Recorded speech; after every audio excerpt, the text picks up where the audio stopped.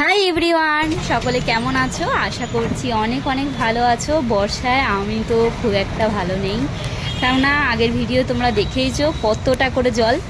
এখন এই রিসেন্ট কিছু দিন হয়েছে একটু জাস্ট জল কমেছে, জাস্ট হাফ ইঞ্চি বা 1 ইঞ্চি মতন জল কমেছে। তো কি করব, ঘরে বসে বসে আর ভালো লাগছিল না, তাই আজকে খুব ইচ্ছা হলো যে একটু বিরিয়ানি খাবো। ঘরে বসে এতটাই বোর হচ্ছি, তাই ভাবলাম ঘরে না বানিয়ে বাইরে থেকে বিরিয়ানি কিনে এনে সবাই মিলে একসঙ্গে খাবো। তাই বেরিয়ে পড়েছি আজকে দুপুরবেলা লাঞ্চ টাইমে। আজকে হবে বিরিয়ানি পার্টি, ইয়ে কি মজা। তো চলো আজকে যাই। চলে এসেছি, আর পুজো তো মাত্র হাতে গুনে 45 দিন মতন বাকি, তাই আমাদের এখানে প্যান্ডেল শুরু হয়ে গেছে। এটা হচ্ছে স্টেশন, আমাদের এখানে স্টেশনের সামনে যে পুজোটা হয় সেই পুজোটা। জানি না এবারে থিম কি বানাচ্ছে, বাট এখানের পুজোটা ভীষণ সুন্দর হয় জানো তো। তো প্যান্ডেলের আপাতত বাঁশ পোতা হয়েছে, আর এখনও কাপড় টাপড় কিছুই টানানো হয়নি।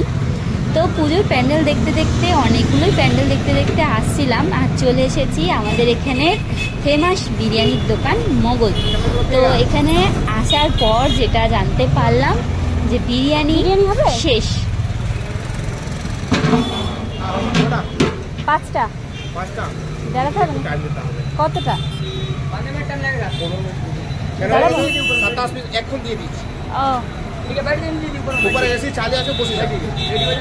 সময় লাগবে?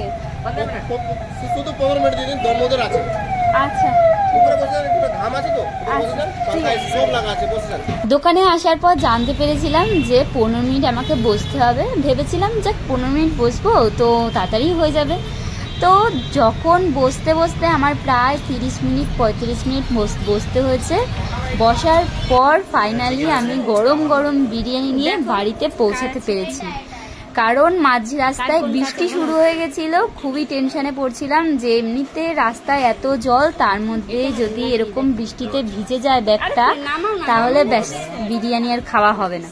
তো ফাইনালি বাড়ি এসেছি। বিরিয়ানিটা ভালোই গরম ছিল, ঝিরিঝিরি বৃষ্টিতে বাড়ি পৌঁছাতে পেরেছি। আর একদম গরম গরম বিরিয়ানি নিয়ে বাড়ি এসে গেছি, আর সবাই মিলে খুঁজছে কার মাটন আর কার চিকেন। সেই মাটন চিকেন খোঁজাতে সব এরকম হালটানো হচ্ছে, আর সবাই মিলে একটা ছোট্ট লাঞ্চ টাইমের একদম বিরিয়ানি পার্টি বেশ জমে গেল।